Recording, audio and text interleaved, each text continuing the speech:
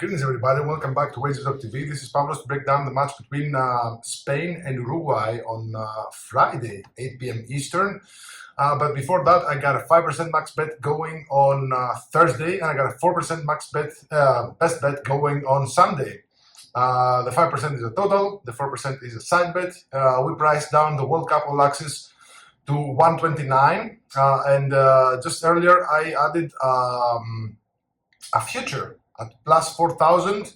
Really interesting. It's a player future. You can find this at, I don't know, Bet365, FanDuel, DraftKings, Bovada, Caesars. Every book has this prop. We're doing really well with our futures. Already hit a couple, and a couple of more are coming on the way. So if you want to join the winning side, wt.buzz/pl is your go-to page. Now, onwards to this game, Spain minus 200 favorites, the draw is at plus 310.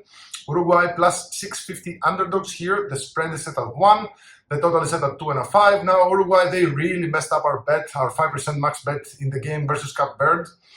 It all started when Cape Verde won a free kick at 120 feet out, close to the midline.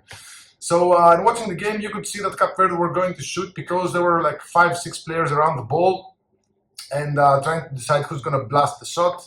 The Uruguay goalkeeper, who is a pretty experienced goalkeeper, he made a mistake. He actually put 2 players on the wall who are supposed, the wall has one job, to just block the shot. So the wall opened up, the shot went through. The Uruguay goalkeeper didn't even, put a hand on it. So that really messed up the dynamics of the game. So, anyway, we're just, here we are now with Spain at 4 points and a plus 4 goal difference. Uruguay with 2 points and a 0 goal difference, but 3 goals scored. Cape Verde with 2 points and a 0 goal difference, but 2 goals scored. And Saudi Arabia, 1 point and a minus 4 goal difference. Oddly enough, all 4 teams can still theoretically qualify. Now, here's a silly scenario. If Spain draw against Uruguay, and Cape Verde beat Saudi Arabia by a 4-goal margin, Cape Verde will top the group.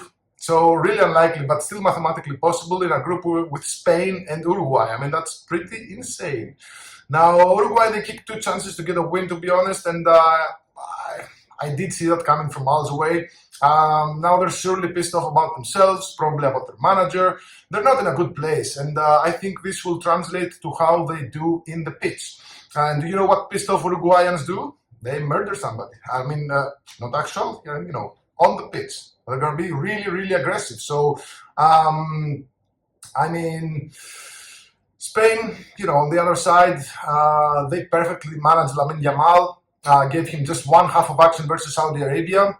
And it was the first half, to be honest, and they took a 3-goal lead. Took him off at the halftime, and then they protected the lead. So I think he's going to start here. That was always the plan with Lamine Yamal, to be honest. Now he can potentially terrorize Uruguay's left flank, Spain's right flank.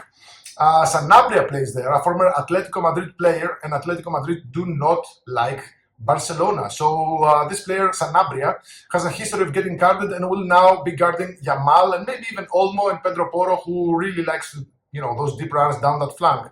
Sanabria to be guarded is plus 270, plus 320 if you shop around.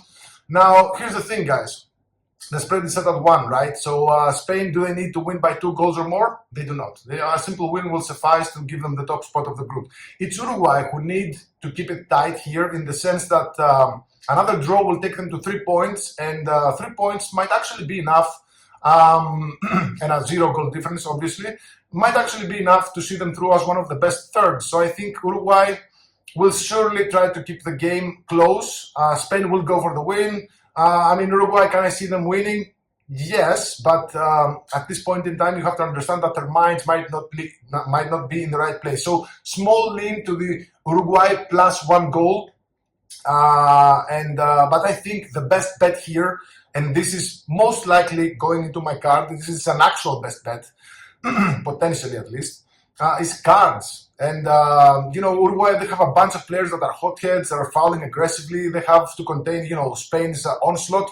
So Ugarte, Betancourt, Canobio, Araujo, Sanabria, wherever I look, there's a murderer in there. So those are all candidates to be carded in a game where Uruguay will surely have to be aggressive. Now, Uruguay team total cards over 1.5 is minus 185 at Bovada, minus 190 at MGM. This is an excellent parlay piece, and I'm considering betting this as a single, to be honest. Despite the bad price, I definitely see Uruguay getting at least 2 cards, possibly 3, maybe 4. Now, Uruguay over 2.5 cards is at plus 175 at MGM, which is a really, really good price. And by the same token, over 3.5 cards is minus 105 at MGM, minus 120 at Bovada. Guys, I see cards here. There is no going about this. A red card pays plus 525 at MGM. Huge price, really huge price. Plus 400 at B365.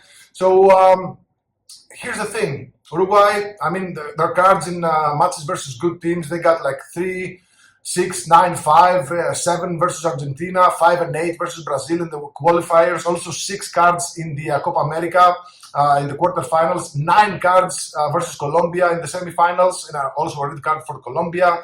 5 versus Canada in the third place game. Even in the friendlies, they got 2 cards versus England, 4 cards and a red in a 5-1 loss to USA. I mean, they do get a lot of cards. Their matches produce a lot of cards, so I wouldn't be surprised if we saw a card fest here, because, I mean, Spain, going back to their Nations League matches against France, I believe, and who was it? Croatia, I think, the Netherlands, they do kick a lot. So, I mean, over 3.5 cards, basically to see 4 cards in the game, and in most books, a red card counts for 2 cards. I think that's a very realistic scenario. However, the referee is not exactly good for cards, but he will card people if, once Uruguay start like hacking the Spain midfield and the Spain wings. I definitely see, I mean, there's a lot of Uruguay players who have escaped being carded. Canobio being one of them, Maxi Araujo being one of them. So I think, this is a referee that doesn't like to card people easily. So if a couple of players start kicking and they start being aggressive with fouls, and they do not get cards, they're going to think that they're going to get away with it. So they're going to be even more aggressive. So, I mean, no matter how I cut it, and I know you guys want a side bet or a total or whatever, this is not a game for sides and totals. Unless you have like a strong belief in Spain or whatever to cover the spread.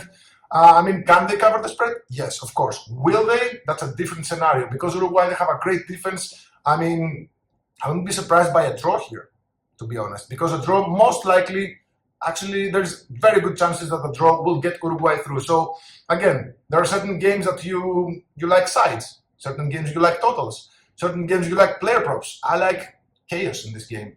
So, again, I think there's cards here. There is a bunch of ways to bet this game. I like red card at plus 525. I'd bet this to plus 350. Basically, I think even plus 350 for a red card is definitely a good long shot play. I like Uruguay over 1.5 team cards. Minus 190. Again, minus 185 if you shop around. I think Uruguay could get 2 cards in the first half, to be honest. Again, this is a referee that is bad for cards, but he does have a lot of matches. I mean, he gave, I have the stats from the previous World Cup. Let's see now. In the previous World Cup in Qatar, he showed 6 cards in the Portugal versus Ghana game. He showed 8 cards, including a red card, in the Cameroon versus Brazil game, and just 2 cards in Croatia versus Japan. And these teams are not known for being aggressive. In this World Cup, he's only officiated 1 game, Japan versus the Netherlands. He showed 3 cards to the Netherlands. So again, him having a low card averages might actually be like a good thing in a very weird way. It might actually be a good thing because again, Uruguay players and maybe Spain players will think that they can get away with murder. But the longer this game progresses, and I do expect Spain to give Uruguay a hard time. So no matter which scenario I played in my head, if Spain are really good in the first half or whatever, and they take the lead, Uruguay will surely start kicking, in order to not lose by many or trying to get the ball. If Uruguay take the lead, they will surely get a lot of cards because Spain will have the ball a lot in their feet. Spain will be pushing for an equalizer or a winner. So no matter how I cut it, guys, I see cards here. I see Uruguay getting at least a couple of them. This might actually be just a single bet on my card on when is it on Friday, tomorrow, because this is out on a Thursday. So yeah, the best bet here is Uruguay over 1.5 cards, minus 185 at Bovada. You can ladder this. I mean, Uruguay to get 3 cards, basically over 2.5 team cards, is plus 175, right? I'd bet this plus 150. Over 3.5 cards, if you don't want to mess with like team cards, although again, I do see Uruguay getting at least 2 of them, over 3.5 cards is minus 105. Uruguay, team with most cards, minus 110. I mean, red card. All good plays. I think, guys, this is the match to bet cards. I'll just make my final decisions tomorrow on Friday. So there you have it. I got a 5% max bet going later on Thursday. I got a 4% side bet on Sunday. A couple of other looks that might or might not be included. We'll see. And of course, you can get my World Cup All Access. You'll get some of my futures that are still active. You can still bet on them on several sports books. Just 129. And you'll get all, all plays for the knockouts. And I do have some good links for the first game of the knockouts. So there you have it. Drop a comment below. Let me know what you think about this game. Good luck. God bless.